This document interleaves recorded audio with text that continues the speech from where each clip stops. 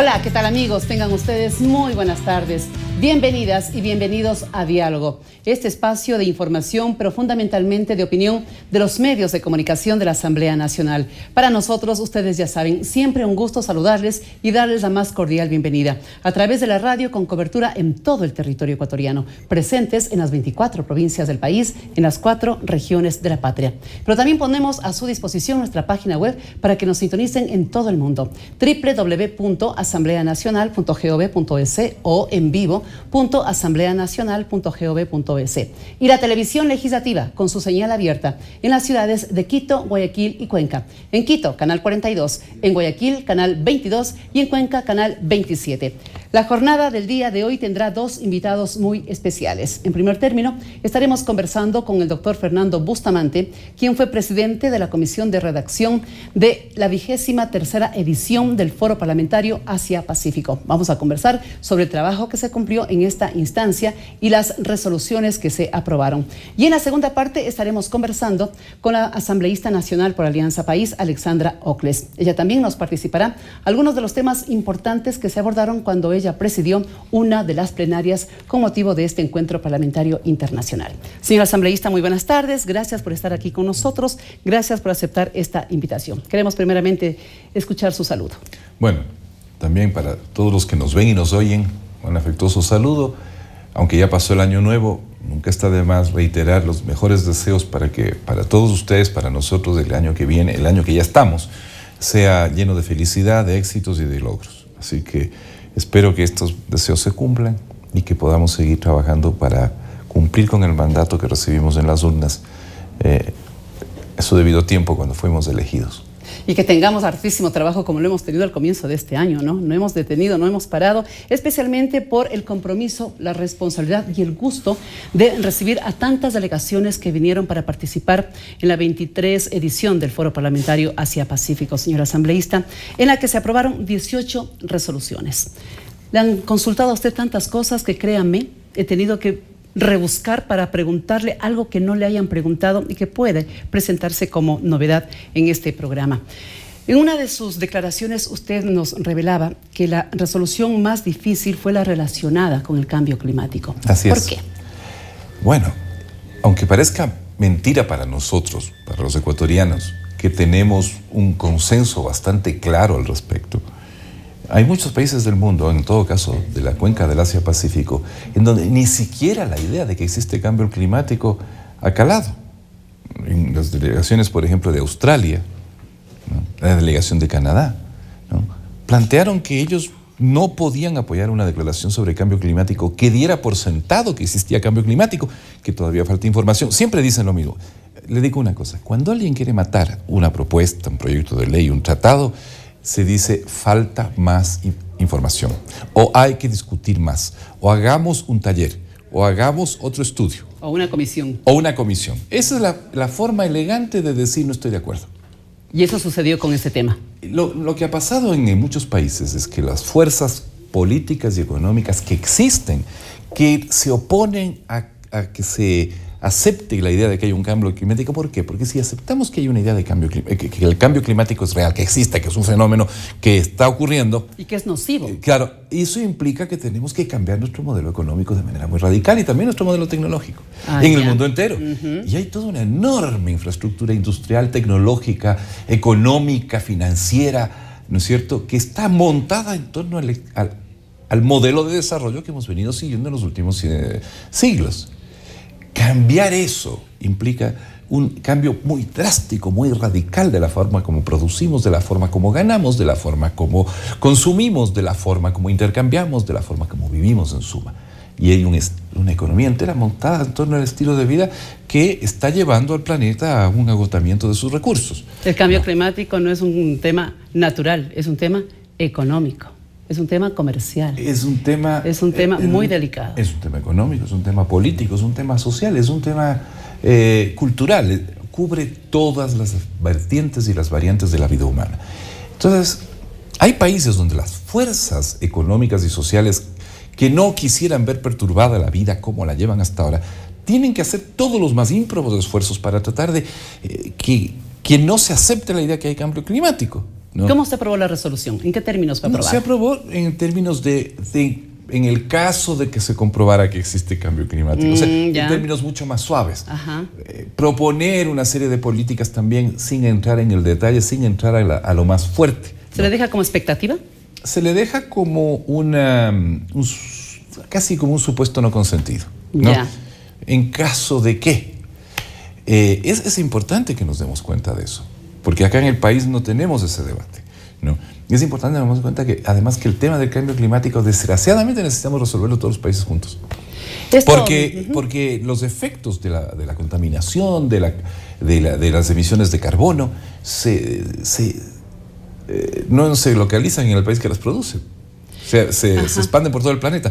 Entonces, este es uno de esos temas en que la solución tiene que ser global. Pero desgraciadamente eso significa que todos tenemos que estar convencidos de que es un problema y también de que las soluciones, bueno, son las que tengan que ser, ¿no es cierto? Y todavía estamos enfrentando una situación en donde, aunque parezca mentira, no existe consenso mundial sobre este tema. Parecería increíble, ¿no? Pero así fue, lo que demuestra además cómo se manejaron conceptos, realidades y también la propia manera de ser de los parlamentarios y parlamentarias que nos visitaron y que participaron también de este encuentro. Una cosa que debo decir es que las reglas del Foro Asia-Pacífico son muy exigentes. No se puede aprobar ninguna resolución si no es por unanimidad. Basta que un país se oponga y murió. Por eso es que no pasaron las 40 y más que se habían presentado. No. A ver, explico. Se presentaron 41 proyectos de resolución, pero muchos se consolidaron. No es que no pasaron, sino que había varios presentados por distintos países que trataban de una temática similar, análoga o de la misma temática. Entonces, ¿qué se hizo? Condensar. En vez de tener que tratar 41 proyectos de resolución, que hubiera sido titánico, imposible realmente con el tiempo que se tenía, lo que se hizo fue, con grupos de trabajo especializados, consolidar todo lo que se pudo. De tal manera que al comité de redacción solamente llegaron 24. No porque se hubieran detenido los otros, sino porque hubo un trabajo de consolidación. 6 no pasarían entonces. 6 no pasaron. Sí. 6 no pasaron. 6 de los 24. ¿Podríamos conocer cuáles fueron los que no pasaron? Si la memoria no me traiciona, 3 de Ecuador no pasaron. 6 de Ecuador sí pasaron. No. Va por ahí, ¿no? 6-3. 6-3, está bien. Tenísticamente nos fue bien. Ya. No pasaron uno sobre la denuncia de los tratados bilaterales de inversión que Ecuador proponía a la comunidad del Asia-Pacífico, que se declarara que había que denunciar, todos los países debían denunciarlos. Eso es una posición absolutamente ecuatoriana, de nadie más.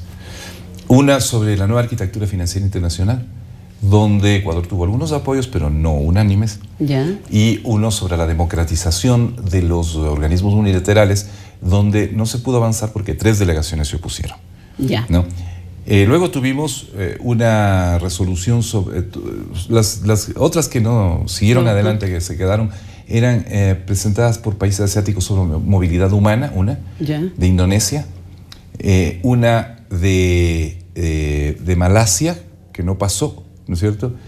Y otra de Malasia, sobre temas que tienen que ver o con movilidad humana o con derechos sociales, ¿no? Allí también hubo distintas discrepancias y no hubo consensos en ese punto. Le confieso que el tema de la migración ilegal fue un problema serio. Ahí también nos topamos. También hubo tiempo y trabajo. Hay posiciones muy diferentes. Le quería hacer una confesión. Sí. Tuve la oportunidad de entrevistarle con motivo de este foro al delegado de México y le planteé el tema de los tratados bilaterales, porque se lo planteó en la conferencia magistral del canciller. Y él decía que si se trata de un tema bilateral, entonces que sean las 2 naciones que suscribieron ese tratado bilateral las que resuelvan el caso y no podría ser una determinación de conjunto. Por ahí también encontrábamos lo que pasa es que en la resolución ecuatoriana se entendía que los tratados bilaterales de inversión contemplan mecanismos de resolución de controversias que son universales. Ejemplo, CIADE, reglas UNCITRAL, Cortes internacionales de Londres. Por ahí era la resolución que planteaba Ecuador. Bueno, el grueso del problema de los tratados bilaterales de inversión para nosotros es los mecanismos de resolución de controversias. No es todo el problema, pero es el grueso, es lo más duro, lo más candente, ¿no? Y esos son mecanismos universales. ¿No? Entonces, lo que Ecuador proponía era que se diera de baja esos mecanismos, que se acabara con esas cortes de arbitraje internacional y se buscaran otros mecanismos diferentes. Que protegieran mejor los intereses de los países receptores de la inversión, sobre todo los países más débiles. Muy bien. Yo no sé dónde me pone el punto de la respuesta para ya seguir con la otra inquietud. Otra de las revelaciones que usted nos hizo fue el esfuerzo que también requirió temas relacionados, por ejemplo, en la prevención de desastres. ¿Cuáles fueron los argumentos más fuertes? No, que prevención motivaron? de desastres fue un tema muy consensuado. ¿Sí? No, ahí no hubo grandes dificultades. En su declaración usted dijo fue un tema que demandó mucho esfuerzo. Porque había muchas propuestas. Por el exceso, por el número crecido de propuestas. Sí. Ah, ya. Tuvimos un debate bastante fuerte en una resolución sobre derechos sociales, democracia, género y minorías, que básicamente tenía que ver con la necesidad de eliminar todas las barreras que impiden que los grupos marginados de género, de preferencia sexual, étnicos, religiosos, pudieran ser plenamente incorporados al pleno goce de la igualdad de derechos. Allí hubo intensa discusión conceptual, porque había, por ejemplo, que ponernos de acuerdo en términos, de nuevo, que para nosotros son claros, pero somos un país de los 17 que estaban ahí. Cada país tiene su manera de entender las cosas. Incluso cada partido dentro de cada delegación, porque son delegaciones multipartidistas, ¿no? ¿Qué significa equidad? ¿Qué significa igualdad?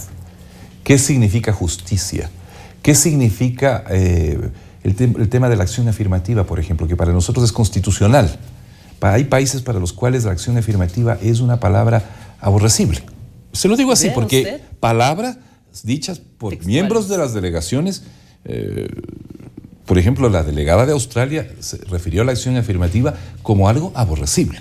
Vea. Suena duro, ¿no? Sí, pero tuvo un argumento muy violentamente sentido, muy enfático y no arbitrario. O sea, ella lo justificó y lo razonó, ¿no? Y ella es nada menos que la presidenta de la Cámara Alta australiana. Así es. O sea, no es... es una vocera de gran peso, ¿no?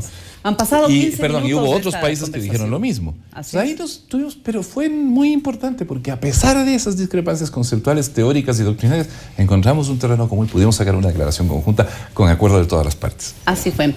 Han transcurrido, decía, 15 minutos de esa conversación y parecía que nos iba a sobrar tiempo y nos va a faltar mucho tiempo porque hubo otros aspectos que también se analizó, no solamente en el foro, sino también en la comisión de redacción. Sobre eso vamos a volver luego de participarles a ustedes estos importantes mensajes que los transmitimos a través de la radio y la televisión legislativa. No se muevan, ya volvemos.